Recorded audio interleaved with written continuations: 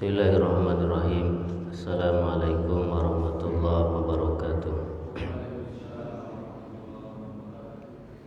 Innal hamdalillah nahmaduhu wa nasta'inuhu wa nastaghfiruh wa na'udzu billahi min shururi anfusina wa min sayyiati a'malina. May yahdihillahu fala mudilla lahu wa may yudlil fala hadiya lahu. Wa asyhadu an la ilaha illallah wahdahu la syarikalah wa asyhadu anna Muhammadan abduhu wa rasuluh. Qala Allah Ta'ala ya ayyuhalladzina amanu taqullaha haqqa tuqatih wa la tamutunna illa wa antum muslimun. Wa qala ta'ala ya ayyuhan nasu taqu rabbakum alladzi khalaqakum min nafsin wahidah wa khalaqa minha zawjaha wa batha minhuma rijalan katsiran wa nisaa'a wattaqullaha alladzi tasaaluna bihi wal arham innallaha kana 'alaikum raqiba. Wa qala ta'ala ya ayyuhalladzina amanu taqullaha wa qulu qawlan sadida yuslih lakum a'malakum wa yaghfir lakum dhunubakum wa may yuti'illaha wa rasulahu faqad faza fawzan amma ba'd. Kaum muslimin wal muslimat rahimakumullah, alhamdulillah, segala puji dan syukur kita panjatkan ke hadirat Allah Subhanahu wa Ta'ala, karena dengan rahmat dan karunia-Nya pada malam hari ini Allah perkenankan kita untuk bisa berkumpul bertatap muka di Masjid Al-Ikhlas untuk sama-sama melaksanakan kewajiban kita sebagai hamba Allah Subhanahu wa Ta'ala, yaitu melaksanakan sholat maghrib berjamaah. Kemudian untuk mengisi waktu, nanti kita akan sama-sama mengkaji, membaca kitab para ulama, membaca hadis-hadis Nabi Sallallahu Alaihi Wasallam sampai masuk waktu Isya. Disebutkan dalam hadis Nabi Sallallahu Alaihi Wasallam, salah satu amalan yang menggugurkan dosa dan meninggikan derajat yaitu intidharus sholati ba'da sholat, menunggu sholat setelah sholat. Habis sholat duduk di masjid berzikir menunggu sholat berikutnya. Salawat dan salam mudah-mudahan tercurah pada Nabi kita Nabi Muhammad SAW beserta keluarga beliau, para sahabatnya dan para pengikutnya. Para jamaah rahimakumullah, malam ini kita akan bahas temanya keluarga sakinah, tentang keluarga atau rumah tangga yang sakinah, yaitu yang memberikan ketentraman dan kebahagiaan. Salah satu faktor kebahagiaan seseorang adalah bahagia di rumah. Bahkan kebahagiaan di rumah itu merupakan hakikat kebahagiaan seseorang. Artinya kalau seseorang mendapatkan kebahagiaan di dalam rumahnya, insya Allah dia mendapatkan kebahagiaan. Sebaliknya, apabila seseorang tidak mendapatkan kebahagiaan di dalam rumahnya, maka kemanapun dia mencari kebahagiaan, dia tidak akan dapat. Orang sudah berumah tangga, punya pasangan, suami punya istri, istri punya suami, tapi dia tidak bahagia di rumahnya. Kemanapun dia pergi untuk mencari kebahagiaannya, dia nggak akan dapat. Dia punya teman di kantor, kelihatannya dia akrab, kelihatannya dia gembira, padahal sebetulnya tidak. Ya, kalau di rumahnya tidak bahagia. Nah, oleh karena itu kebahagiaan di rumah itu sangat penting. Kemudian jangan dibayangkan rumah tangga yang bahagia itu rumah tangga yang selalu akur. Suami dan istrinya akur terus, tidak pernah bertengkar, tidak ada keributan. Jangan dibayangkan seperti itu, karena rumah tangga yang seperti itu nggak ada. Tidak ada rumah tangga, tidak ada keluarga yang di dalamnya tidak ada keributan, nggak ada. Ya, kita nyari kemanapun rumah tangga siapapun, pasti di dalamnya ada cekcok, ada berantem, ada ribut. Jadi rumah tangga yang bahagia itu bukan rumah tangga yang gak ada cekcoknya, bukan.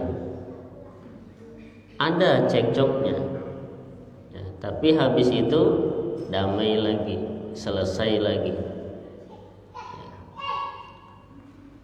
Rumah tangga yang paling bahagia adalah rumah tangga Rasulullah SAW. Dan di dalam rumah tangga Nabi pun ada keributan. Ada keributan, ada pertengkaran, ya, bahkan mungkin ada piring pecah. Dan itu di rumah Nabi SAW. Rumah orang yang paling bertakwa. Begitu juga di rumah Abu Bakar As-Siddiq, Umar bin Khattab, Utsman bin Affan, Ali bin Abi Thalib radhiyallahu anhum. Di dalamnya ada pertengkaran. Kadang pertengkarannya antara suami dengan istri, kadang antara orang tua dengan anak, kadang dengan pembantu, ya, macam-macam.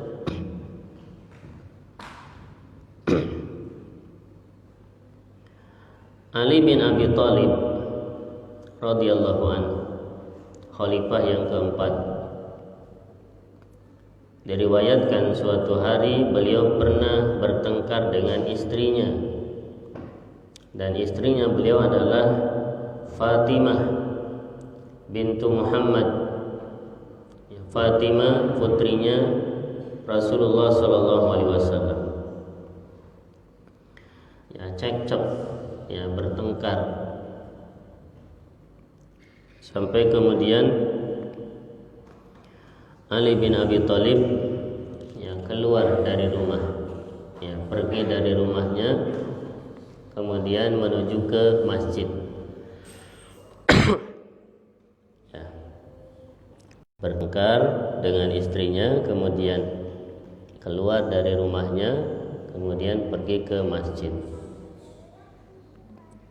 Ya, kemudian tiduran di masjid, ya, untuk menenangkan diri, ya, karena memang kalau kita lagi ada masalah, termasuk masalah di rumah, ya, untuk menyelesaikannya salah satunya kita pergi ke masjid, ya.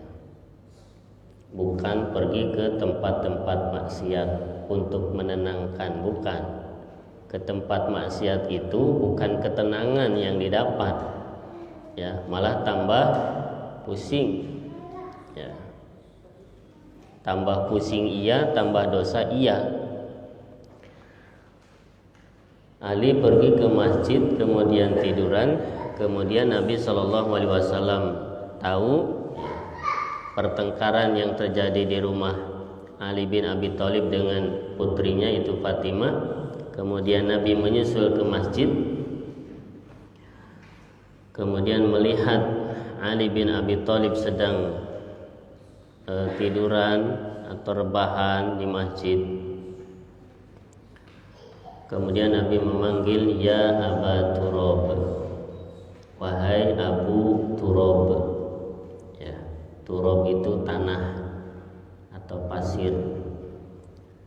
Ya, karena ketika Ali rebahan di masjid, ya, tanah itu menempel atau pasir itu menempel di tubuhnya. Ya, maka Nabi memanggilnya ya Aba Turab. Itulah sejarah kenapa Ali bin Abi Thalib dipanggil ya Aba Turab, wahai bapaknya Turab. Turab itu tanah. Karena ketika tiduran tanah menempel di tubuhnya. Baik. Jadi rumah tangga yang bahagia itu bukan rumah tangga yang tidak ada cekcoknya sama sekali, nggak ada. Nah, nanti kita akan belajar, ya, meskipun ini tematik, ya. Nanti kita akan belajar ternyata pertengkaran itu ada juga di rumah Nabi SAW. Ya, ada. Misalnya dalam sebuah riwayat disebutkan suatu hari Abu Bakar As-Siddiq radhiyallahu an, beliau melewati rumah Aisyah radhiyallahu anha. Kemudian mendapati Nabi dan Aisyah sedang beradu kata-kata, ya, sedang ribut gitu. Abu Bakar mendengar. Itu menunjukkan bahwa di dalam rumah Nabi pun terkadang ada suara yang meninggi, ya. Ada cekcok antara suami dan istri. Tayyib.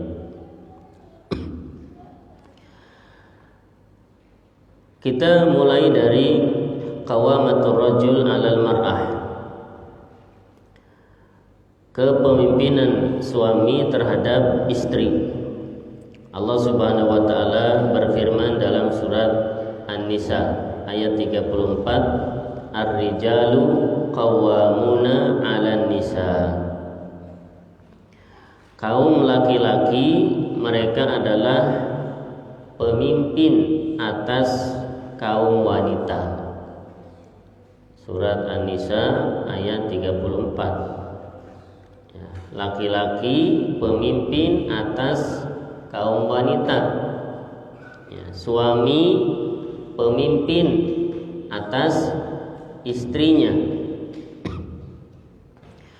Kullu baitin yalzamuhu qayyimun yaqumu alaihi wa yudabbiru amrahu wa yasusuhu wa yahfaduhu wa yar'ahu wa hadzal qayyimu yanbaghi an yusma'a lahu wa yuta'a ma lam ya'mur bi ma'siyatillah wa hadzal qayyimu 'alal bait war rajul.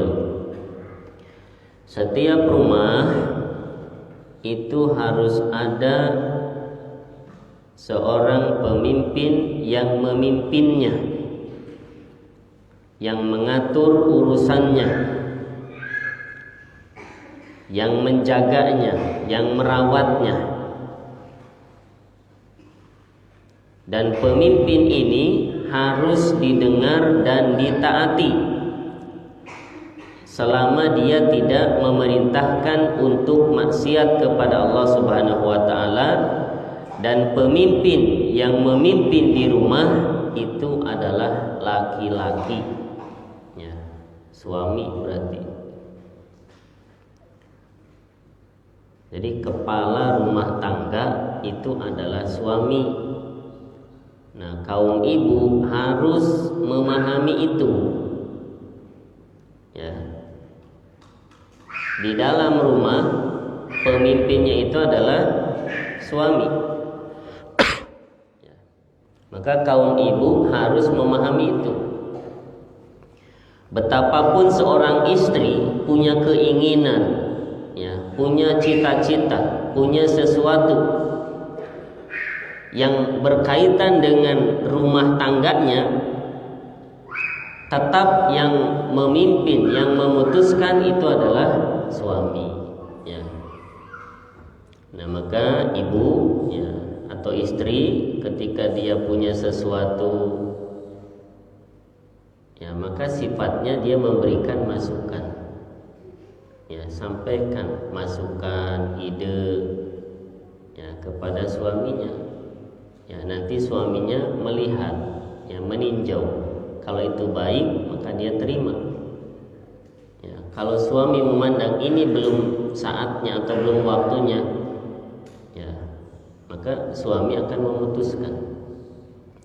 Jadi yang memimpin di rumah adalah suami. Kemudian wa tansibuhu qayyiman 'alal bait innama huwa minallahi subhanahu wa ta'ala, ya. Dan pengangkatan suami sebagai pemimpin itu bersumber dari Allah Subhanahu wa ta'ala. Jadi yang mengangkat suami sebagai pemimpin di rumah itu bukan siapa-siapa, tetapi yang mengangkatnya adalah Allah Subhanahu wa ta'ala melalui firman-Nya dalam surat An-Nisa ayat 34 tadi, Ar-rijalu qawwamuna 'alan nisa'i bima faddalallahu ba'dahum 'ala ba'din wa bima anfaqu min amwalihim. Kaum laki-laki adalah pemimpin atas kaum wanita dengan apa-apa yang Allah anugerahkan sebagian mereka atas sebagian yang lainnya, dan dengan apa-apa yang mereka infakkan dari sebagian harta-harta mereka. Surat An-Nisa ayat 34. Nah, jadi suami diangkat sebagai pemimpin, yang mengangkatnya itu Allah Subhanahu wa ta'ala. Maka kaum wanita, ya, atau kaum ibu tidak bisa memprotesnya, nggak bisa. Ya, kenapa yang memimpin itu laki-laki bukan perempuan? Ya, Allah yang mengangkatnya. Nah, itu konsep rumah tangga dalam Islam. Ya, beda dengan konsep rumah tangga orang-orang barat atau orang-orang kafir. Ya. Mungkin rumah tangga, ya, konsep rumah tangga orang-orang kafir atau orang-orang barat yang memimpin itu mungkin suami dan istri itu sama. Ya. Jadi suami itu tidak memimpin istrinya. Ya, tetapi suami dan istri itu sama kedudukannya. Itu bedanya. Dalam Islam, rumah tangga kepalanya adalah suami. Itu konsep dalam Islam.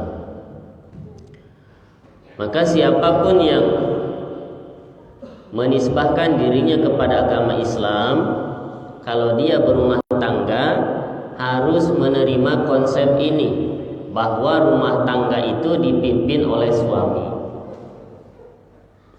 Itu yang pertama, ya. Kemudian kenapa suami menjadi pemimpin? Dalam ayat tadi disebutkan ada dua sebab. Ya, sebabnya apa? Suami yang menjadi pemimpin, bukan istri. Ya, ada dua sebabnya. Yang pertama, bima faddalallahu ba'dahum 'ala ba'din, ai bima faddalallahu bihir rijal 'ala nisa. Yang pertama, karena Allah Subhanahu wa taala memberikan kelebihan kepada kaum laki-laki yang tidak Allah berikan kepada kaum perempuan. Itu sebab pertama. Allah berikan kelebihan kepada kaum laki-laki yang tidak Allah berikan kepada kaum perempuan.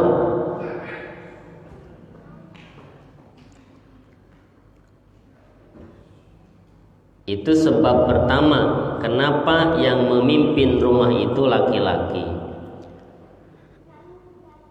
Apa kelebihan laki-laki atas kaum perempuan? Banyak, ya. Allah berikan kepada laki-laki yang tidak Allah berikan kepada perempuan. Ya, misalnya apa? Yang pertama, ya, dari bentuk ciptaannya itu kan udah beda. Ya, bentuk fisik laki-laki dengan fisik perempuan itu beda. Ya. Laki-laki itu Allah berikan kekuatan. Ya, dari sisi fisiknya laki-laki itu lebih kuat daripada perempuan. Makanya sekuat-kuatnya perempuan, ya, dari sisi fisik sebetulnya dia lemah. Laki-laki itu Allah berikan fisik yang kuat. Yang kedua, warujhanu aqlihi wa jaladatihi wa sabrihi. Ya, laki-laki itu Allah berikan keunggulan akalnya dibandingkan perempuan.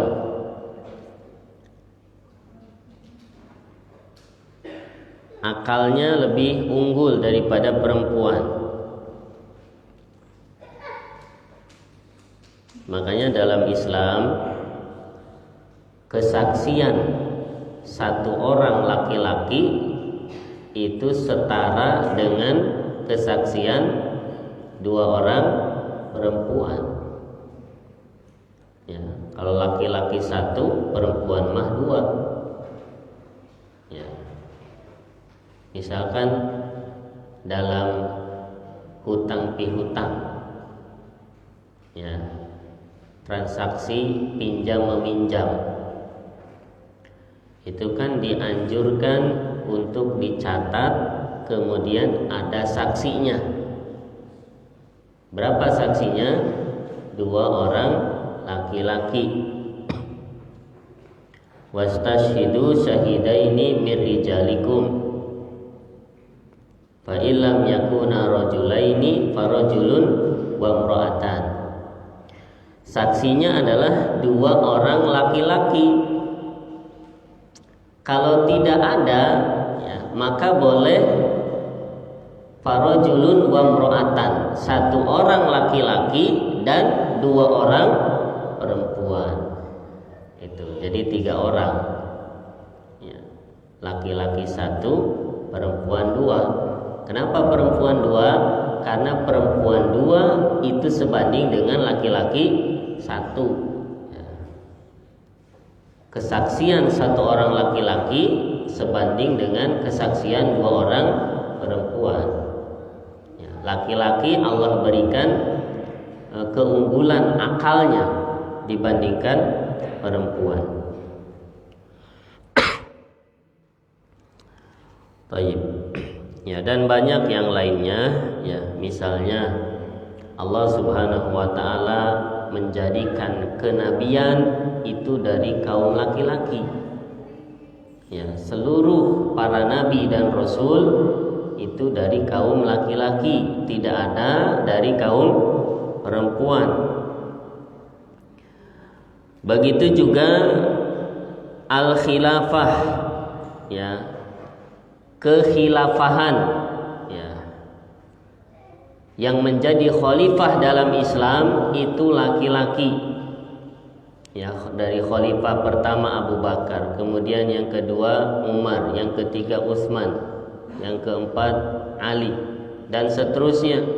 Ya, pemimpin-pemimpin dalam Islam itu seluruhnya adalah kaum laki-laki.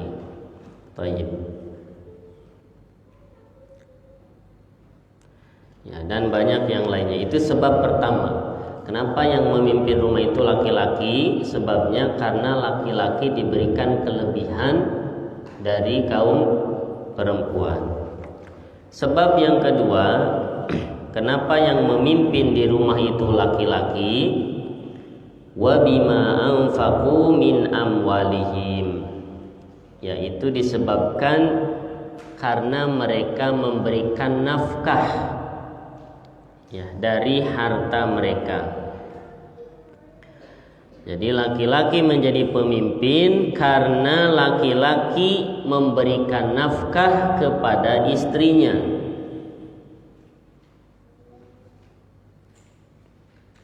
Itu sebab yang kedua.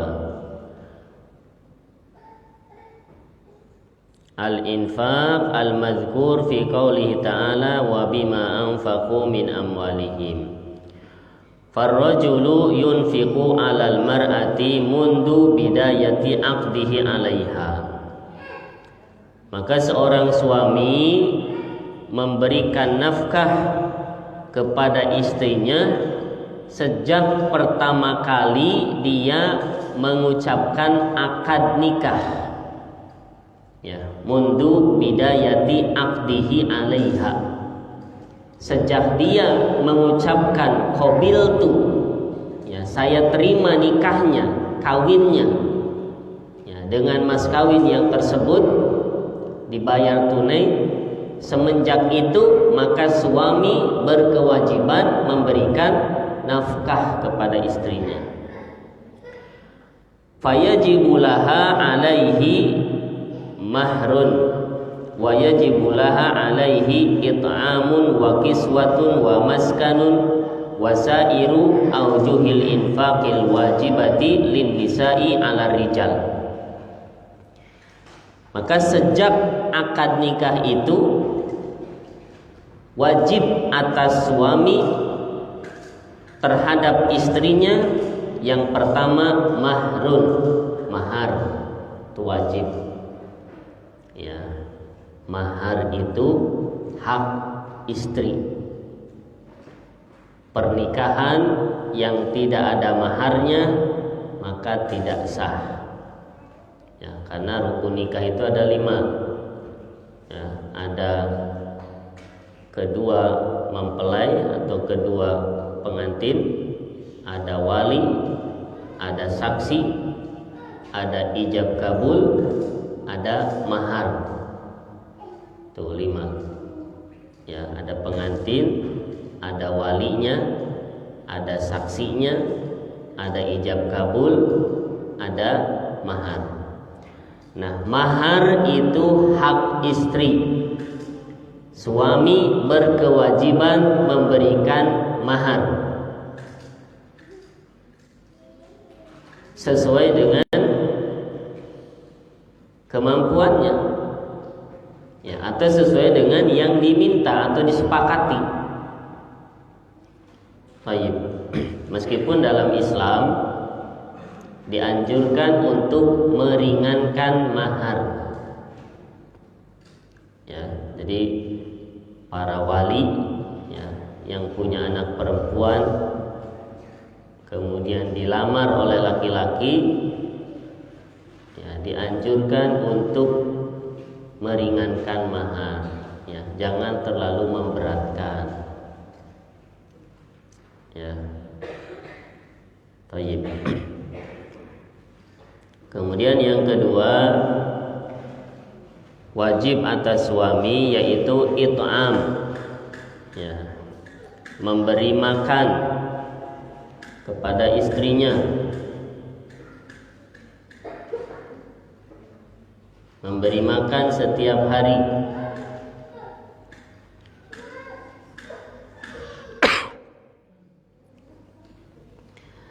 Jadi sebetulnya yang berkewajiban memberi makan itu suami kepada istri. Jadi tidak ada kewajiban istri itu untuk masak sebetulnya, ya. Justru suami yang harus memberi makan kepada istri. Ya.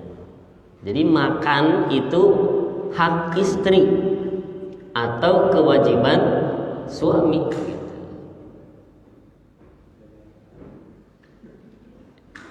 Gitu. Cuma di kita udah kebiasaan ya, yang masak itu perempuan, istri gitu.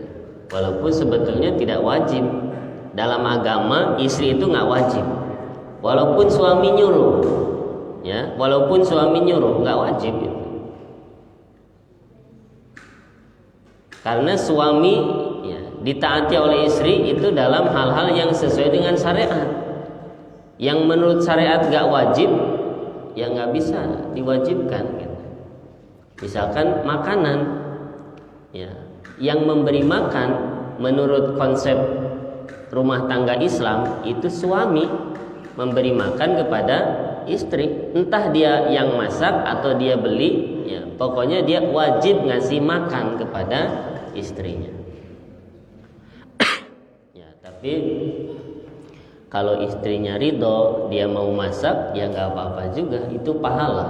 Ya, misalkan suami ngasih uang, gitu, uang bulanan atau uang mingguan untuk makan dia, ya sekalian untuk makan kita juga. Kemudian dia juga ridho untuk masak setiap hari, ya nggak apa-apa, ya nggak masalah. Tapi kalau ada istrinya yang nggak ridho masak, ya suami nggak bisa menyalahkan, gitu. Karena memang makanan itu tanggung jawab suami. Ya. Istri dan anak harus makan, itu tanggung jawab suami. Ya, kalau istrinya nggak mau masak, ya nggak bisa disalahkan. Gitu. Makanya ketika istri kita mau masak, ya alhamdulillah itu harus disyukuri. Gitu. Ya, karena kalau dia misalkan nggak mau masak, ya, dalam syariat itu dia nggak salah. Baik. Kemudian yang ketiga, wakiswatun, pakaian, itu juga hak istri. Kewajiban suami memberi pakaian kepada istrinya, pakaian yang menutup aurat,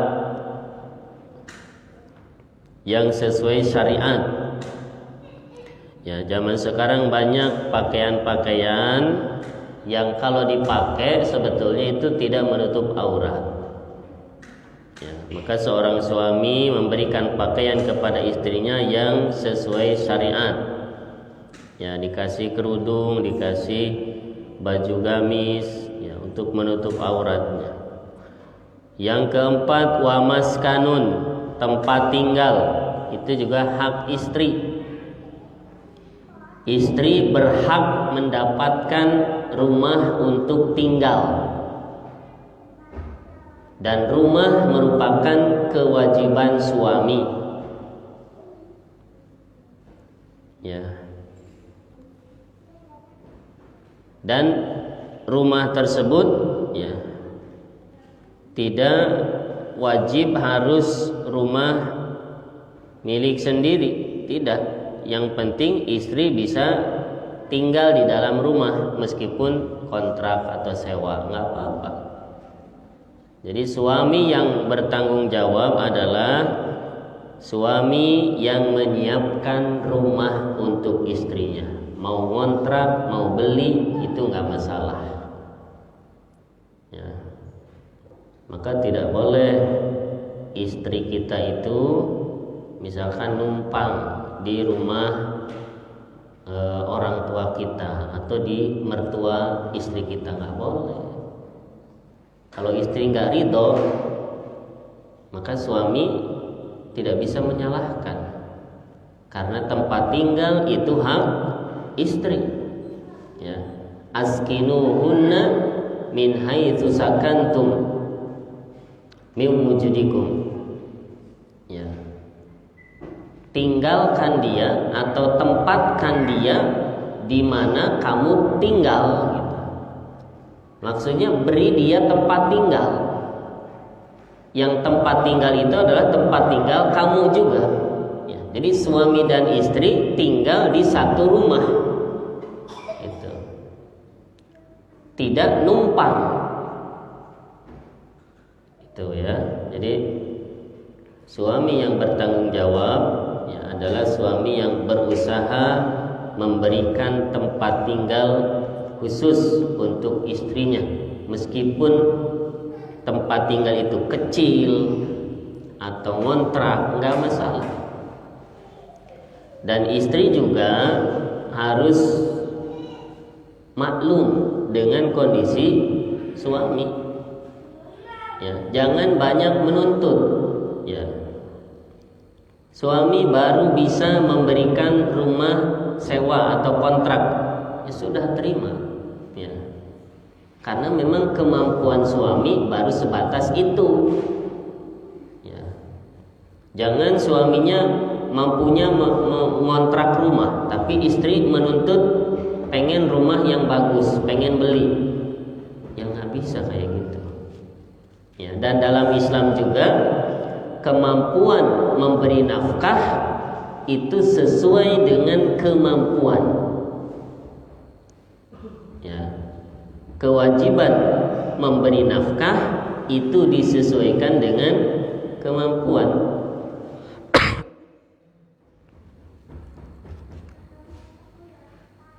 Wa 'alal musi'i qadaruhu wa 'alal muqtiri qadaruhu. Ya, orang yang hartanya banyak, dia ngasih banyak kepada istrinya. Orang yang hartanya sedikit, ya dia ngasih sesuai dengan kemampuannya. Tuh, jadi tidak ada ya, misalkan suami gaji 5 juta. Ya dipotong biaya makan sebulan. Ya, dipotong biaya anak sekolah, sewa rumah. Intinya dia belum bisa untuk beli rumah. Terus istri menuntut. Nah, dalam kasus seperti ini maka yang salah adalah istri, karena dia menuntut yang melebihi kemampuan suami. Allah tidak membebani seseorang melebihi kemampuannya. La yukallifullahu nafsan illa wus'aha. La yukallifullahu nafsan illa ma ataha. Gitu. Jadi Allah aja ngasih beban sesuai dengan kemampuan seseorang. Ya, maka istri juga tidak boleh menuntut suami melebihi kemampuannya. Baik. Wasairu aujuhil infaqil wajibah. Ya.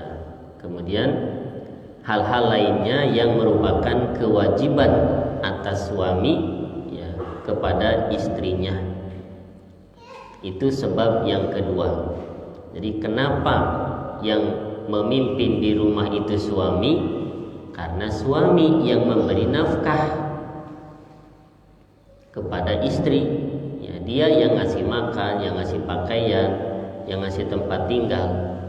Karena sebab itulah maka yang memimpin di rumah adalah suami, bukan istri. Baik.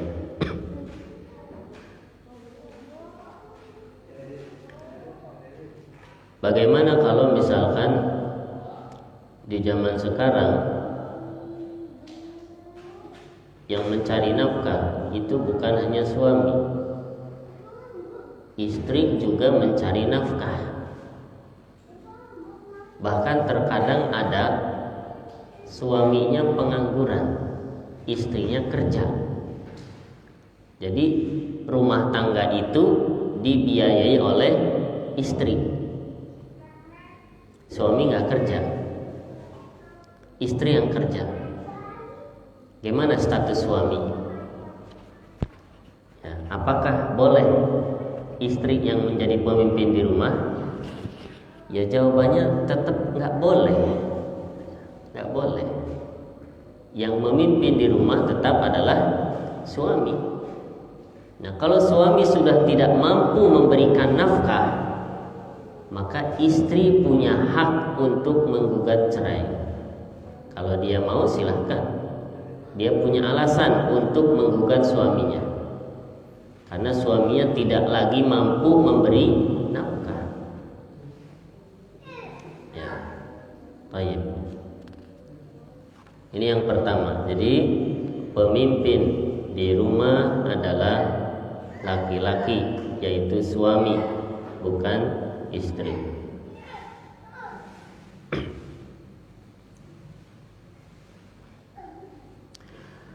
Kemudian banyak dalil-dalil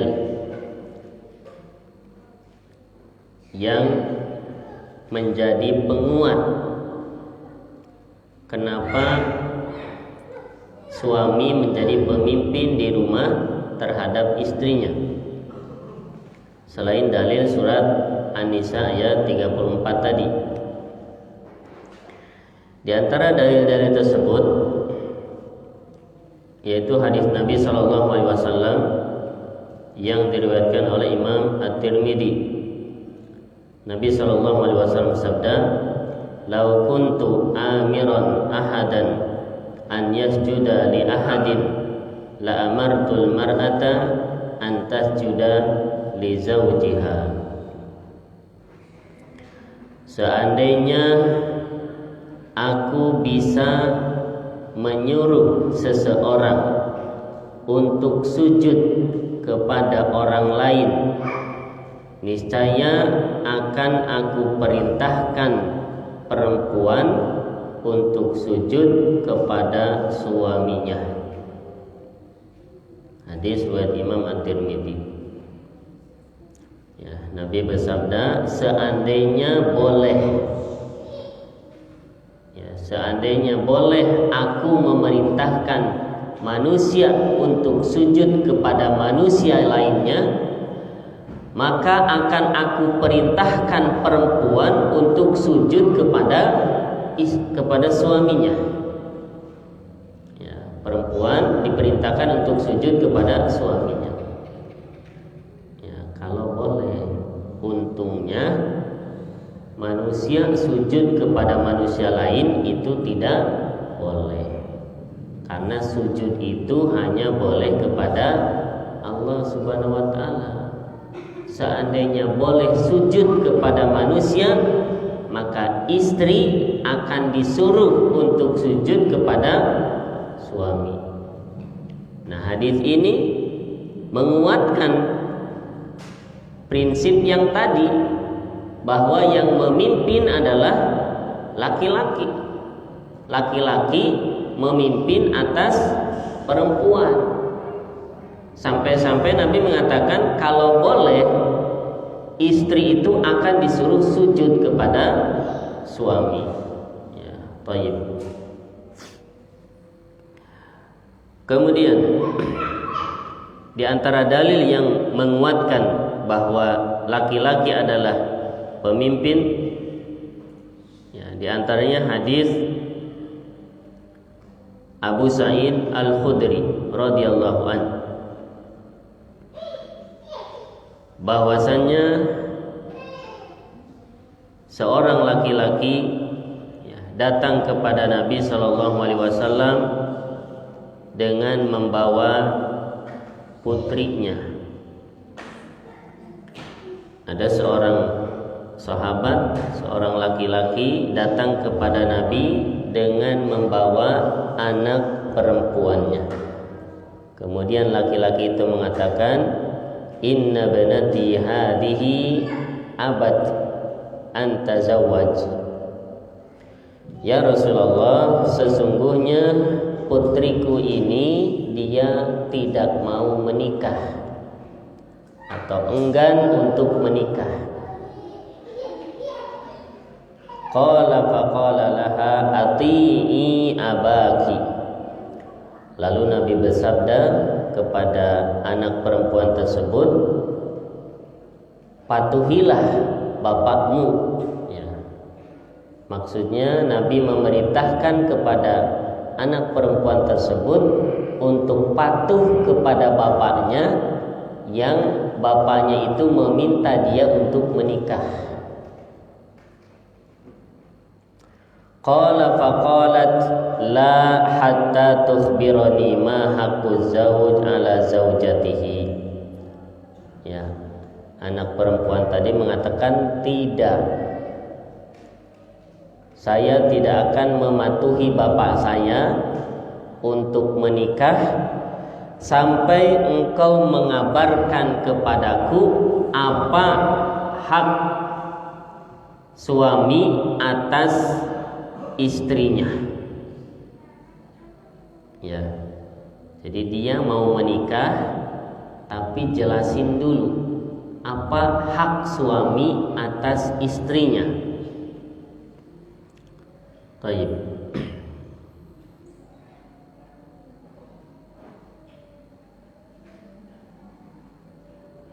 Faraddat alaihi maqalataha qala faqala haqquz zawj ala zawjatihi an law kana bihi qarhatun falahasatha aw ibtadara min kharahu sadidan aw lahasathu ma addat haqqahu. Qala faqalat walladhi ba'atsaka bil haqqi la atazawwaju abadan. Qala faqala la tunkihuhunna illa bi'idnihinna. Kemudian Nabi SAW menjelaskan ya, hak suami atas istri. Hak suami atas istri itu berarti kewajiban istri atas suaminya. Nabi menyebutkan seandainya suami itu memiliki luka di tubuhnya, ya, suami itu punya luka di tubuhnya, kemudian si istri menghisapnya atau menjilatnya, ya, mungkin lukanya itu diobati, ya, sampai pun si istri itu menjilat luka suaminya, maka dia ya, belum dianggap menunaikan haknya. Jadi walaupun istri itu sampai menjilat luka suaminya, itu belum dianggap berbakti, ya, atau belum dianggap menunaikan hak kepada suaminya. Artinya apa? Artinya suami itu punya hak yang besar atas istri. Jadi kewajiban istri terhadap suami itu sangat berat. Ya. Jadi nggak main-main menikah itu, ya. Makanya para orang tua sebelum menikahkan anaknya, lihat calonnya, calon suaminya itu siapa. Karena pernikahan itu sama dengan perbudakan. Kita menikahkan putri kita kepada siapa, itu sama artinya kita memperbudak anak kita kepada dia. Kalau kita salah pilih, ya, maka tersiksa nanti, ya. Fa innahunna awanun indakum, kata Nabi. Istri-istri itu bagaikan tawanan, ya, di tangan kalian para suami. Ya. Baik. Jadi kewajiban istri kepada suami itu berat, ya, atau hak suami atas istrinya itu sangat besar. Nah, sehingga anak perempuan tadi mengatakan, kalau begitu saya tidak akan menikah selama-lamanya. Ya, dia mengatakan seperti itu karena dia menyadari betapa beratnya menjadi istri. Ya. Betapa besarnya hak seorang suami. Sampai dia mengatakan, saya tidak akan menikah selamanya. Kemudian Nabi mengatakan, kalian para orang tua tidak boleh menikahkan anak-anak perempuan kalian illa biidnihinna, kecuali dengan izinnya. Jadi nggak boleh dipaksa. Ya. Seorang wali, seorang bapak ketika akan menikahkan putrinya, tanya dulu, ya, dia sudah siap menikah atau belum. Nggak boleh dipaksa. Kata Nabi, kalian jangan menikahkan mereka kecuali dengan izinnya. Baik. Udah adanya. Kita break dulu. Ya, baik, kita istirahat dulu untuk sholat isya. Nanti dilanjutkan setelah sholat isya. Baik, Allah alam bisawab. Alhamdulillah rabbil alamin.